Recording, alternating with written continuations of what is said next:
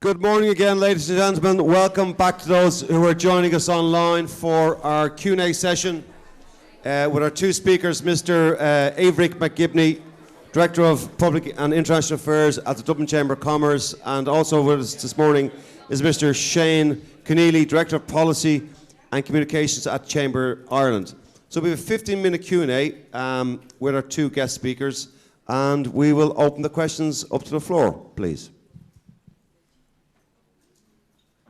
Up table 4 and then table 1 and 12.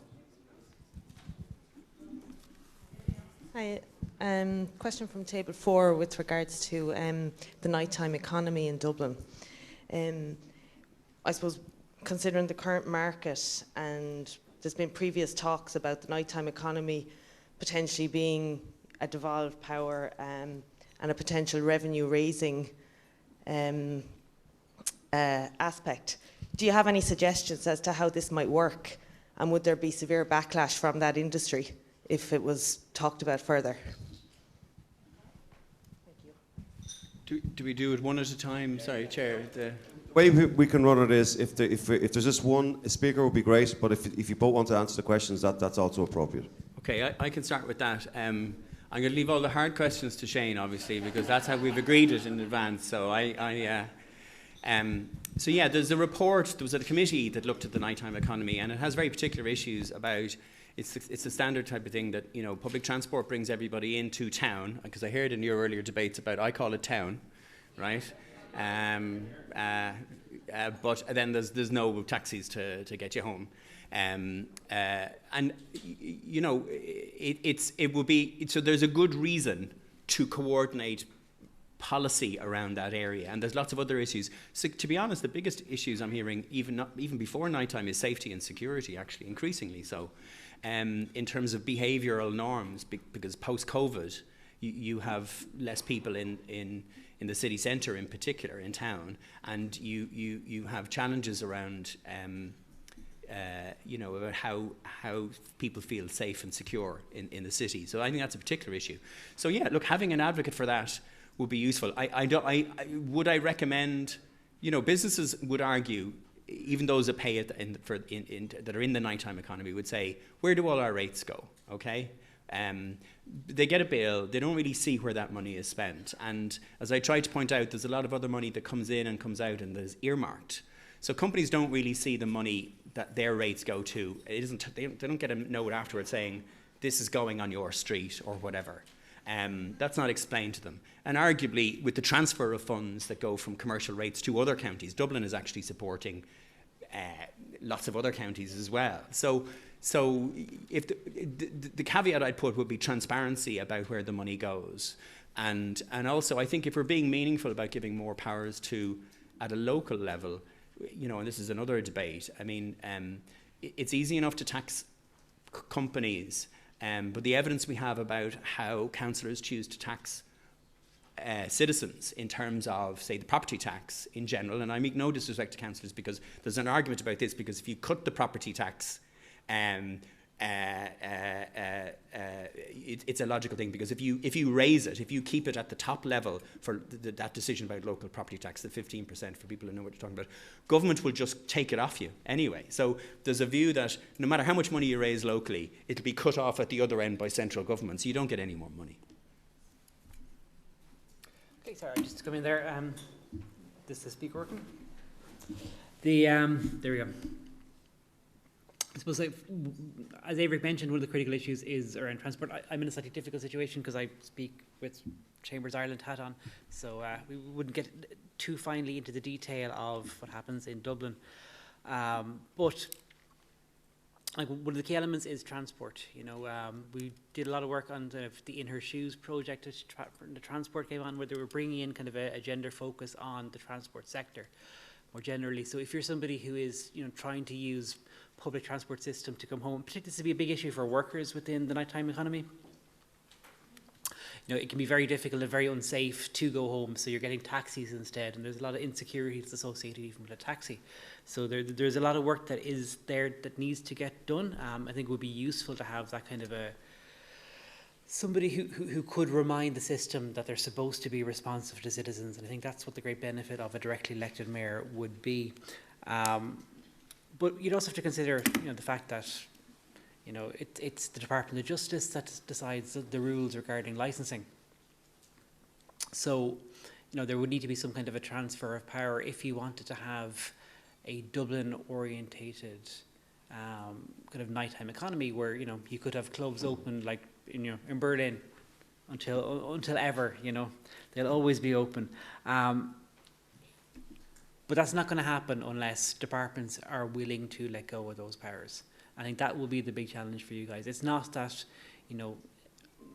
of course, any hypothetical mayor can do whatever it wants, but someone has to grant them that power. Yeah. And that's where you guys come into this one. It's, be ambitious for your city. I love Dublin. I love being in Dublin. I have great crack here.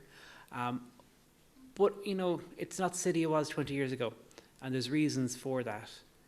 And, the aspiration for many of our chambers are that, those problems will be fixed if there was more democratic accountability. So, okay, thank you. So thanks Shane and Aebhric for that. So table 3, then 12, 175. Table 3, please.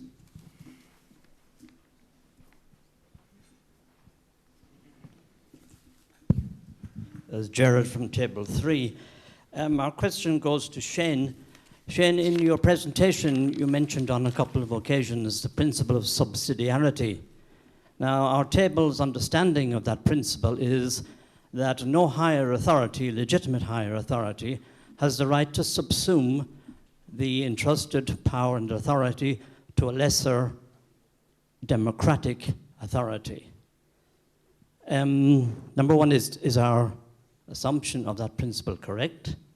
And two, given that everybody is answerable to somebody, that the directly elected mayor must in fact answer to a higher authority, is this not a double-edged sword? Okay, so my understanding of subsidiarity is a bit more nuanced insofar as it's the decision being made at the right level for that particular area of policy. So, if, I can recall a situation kind of out in Fairhouse where the Department of Education had decided that there was going to be 2 new schools being built, and they decided it was going to be within a particular triangle of land, and no other site could be considered. Now, there was another site which had gone vacant 15 years earlier, which was on the edge of that triangle. It was literally the far side of the road. And it was excluded from consideration because somebody on Marlborough Street had made a decision about where it ought to be, That read to me like decisions were happening at the wrong level. That if somebody knew the area better, they would understand that actually there's a great building here, it's a great site there, it's lying vacant for years. The Scientologists are in there now. It's not an ideal situation where we've gotten to. But it was happening at a remove. Now, if you were to consider a different policy area, for example, transport, that's something that probably has to happen at the metropolitan area, or even kind of a level up again where you look at the greater Dublin area, you look at the county surrounding it and try to work together. How do we get, projects which are worth tens of billions, if we were to get the metro from from Sandyford to here, those kinds of things need to happen at a much higher level. And subsidiarity is really about figuring out what level is the appropriate level for a particular decision to get made, for the best decision to get made. People talk a lot about efficiency, but effectiveness is also important, getting the decision made well. And again, this is a question I'm going to push back to you guys, because certain things are, ought to be done at that level. Like if you take the licensing law issues, that's probably not something that should be taken at a national level, because the pub opening times in where my father is in Gortin, Galway, need not be the same as they are where I live, which is just off Smithfield. It makes no sense that we have a flat rule across that, and there should be a lot more kind of local autonomy when it comes to making those kinds of decisions. Thanks, Table, for that question. We have with us this morning, as always, our expert advisory group, our EAG, We've got Professor Derek O'Brien and Dr. Breed Quinn. So maybe because one of the can we bring a mic down, please, to the EAG, and might just give us a quick maybe line or two on subsidiarity. Thank you. And thanks for putting you on the spot. Yeah, thank you, Chairperson, for a Sunday morning. But yes, subsidiarity as a principle was originally mentioned, or in its most famous mentioning, was in a papal encyclical about social justice and so on, Rerum Novarum, back in the 1930s. But its more common usage spread particularly through the EU in the 1990s, because in one of the treaties, one of the articles was about subsidiarity. But it's actually the interpretation that I came to from the end of a lot of research on it is this idea of making decisions at the most appropriate level. It's not necessarily the lowest level. Sometimes, as Shane has just said, decisions need to be made at local level, but other decisions need to be made at a higher level. And subsidiarity accommodates that. So therefore, it's working out what is the most appropriate level for a decision to be made. So it's not that power must always be devolved, and in certain systems of politics, where there's a lot of decision making at local level, like the Scandinavian ones, there is the idea of passing up, as part of subsidiarity, actually giving certain decisions to be made at a higher level. So you have those variations. Derek? I can't follow that. That's the perfect answer. Dr. Quinn, would you put that in writing, please?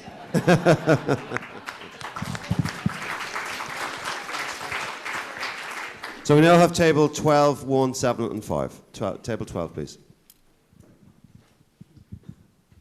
Hi, my name is Susanna from Table 12. You mentioned that 60% of the, oh God, I'm going blank now, corporation tax is generated in Dublin. And I was wondering if the chambers would be in favour of either a levy on that or a small cut of that going to the local area, local authority in Dublin. Is that something that the chambers would be in favour of or not? And maybe then just a comment, our previous speaker talked about deliberative budgeting. And, it sounds like you have some questions about where the rates are being spent, and maybe that's a process that we could think about that you could get involved in as well. I'm not familiar with the deliberative budgeting piece, so maybe if you just explain that to me for a second. Apologies. Sure, so the deliberative budgeting, she only mentioned it briefly, but I've heard about it before. It's being used in Brazil. So what happens is, at the local authority area, they have a pot of money, and they get a number of stakeholders around the table, which are just, citizens, businesses, and they say, where do you want this money spent? What is the most important thing for you in the community? Where do you want this money to go? And people debate it out and they vote. Okay, thank you. So, just I can start, but in relation to corporation tax, there's an argument around that, which is around how competitive we are internationally. One of the central tenets of Ireland's investment strategy is to have a single low rate.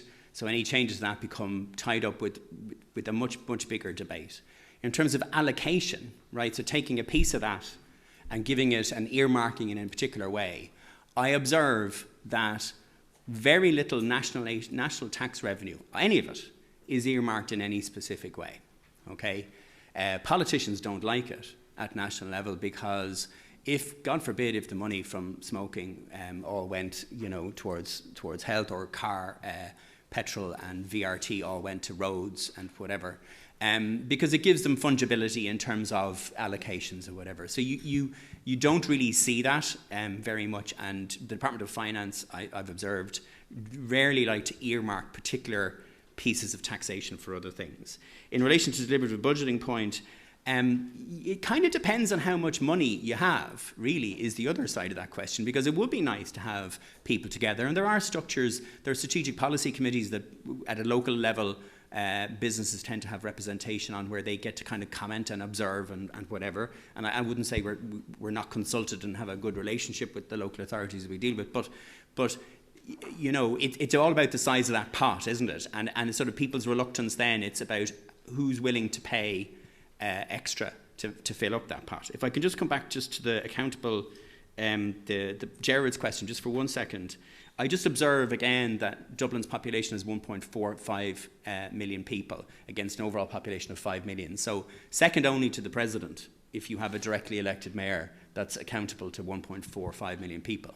And this question about subsidiarity is really important about the appropriate level, because I remember, I think it was Harney's time in terms of healthcare, where you began to centralise healthcare in terms of cancer care. If I have cancer, I want to be treated by a doctor who deals with cancer all day long, day in and day out. If I'm treated by a surgeon dealing with cancer, I want to have somebody who does that day in, day out. There's no point having a local person who deals with cancer if they're not doing it all the time, if they're doing other functions as well. So there's a certain, the maths around that, about what's the right level if you in terms of having an expert. And that's true of lots of other things as well. Thanks for that question from Table 12. Just it's a participatory budgeting, and South Dublin County Council actually run that process. I live in that area, that local authority, and I've seen it pop in the post box about where we want our money spent, and on some very high level areas, but it does take place. It's a very interesting concept. So we now go on to table 1, 7 and 5. Thank you. Hi, Stephen here, table 1. Our question was, maybe you could speak to the experience of similar business groups with directly elected mayors in other cities. I know, Aebhric, you mentioned London, and particularly around the sort of concerns that you've raised. Ooh, that's a good question. The first thing I'd say is that mayors in other countries, and I know you've seen Manchester, but you also had Paris, I think, and others, they start from a different place. So I always think we've had, after their job, we've had some of the New York mayors, for example, and there's the police and the education, and you know, every movie you've ever seen about a mayor and the influence over the policing system. So it's about how much local government they have to start with. I think in London, for example, London Chamber of Commerce are supportive, and they, you know, the structure there, where there's an overall mayor and that still that local government structure, the city councils or boroughs or whatever are also still operating, has proved arguably quite successful for London. But London has a very different population, and even then that population is still a small part. I mean, I don't know, what is it, 8 million, 10 million? It's still a small part of the UK overall. So that's one of the challenges I posed, which is the 8 to the 10. But yeah, in London Chamber, for example, I think they're supportive of it. But, and, you know, in terms of being a voice for the city, they found it quite useful. So yeah, look, I mean, you do find businesses wanting, if it works well, it's great. It's like that. If it doesn't work, then they don't like it. Okay, we've got 4 minutes left, so we're going to go to table 7 and 5. So if the presenters can keep that time frame as well in mind. Thank you. Hi, it's Mohammed from table 7. What do you think about the contradiction between the needs of small businesses and the needs of people for housing? I just give an example, like if Shop in Fairview were closed down because of cycling track recently. I might come in there briefly then. I don't think there is a contradiction between the two. I mean, if you look at our commercial vacancy rates in Dublin, it's up and around about 15% for commercial properties. You know, if we were in Denmark, it would start being a crisis at about 5%. There's a huge amount of above the shop vacancy that happens in Dublin. You know, I live in the city centre. I see it all of the time. There's a huge amount of underutilised, underused and vacant properties that aren't really represented in the official statistics, but they are present. We all know that they're there. You know, I live a very short walk away from Bolton Street. You have long stretches of buildings there, you know, where people could be living, and these places have been vacant for, my lifetime, never mind, the building's lifetime itself. So there isn't an issue with a lack of property and businesses in the city. There's just a lack of usable properties, and most cities manage to complement having commercial properties with associated residential buildings as well.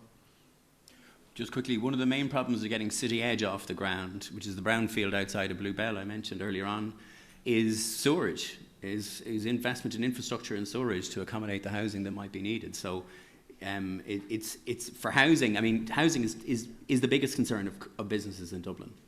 And the problems are the infrastructure to support it and the actual building of it. Thank you. And the last question then from table 5.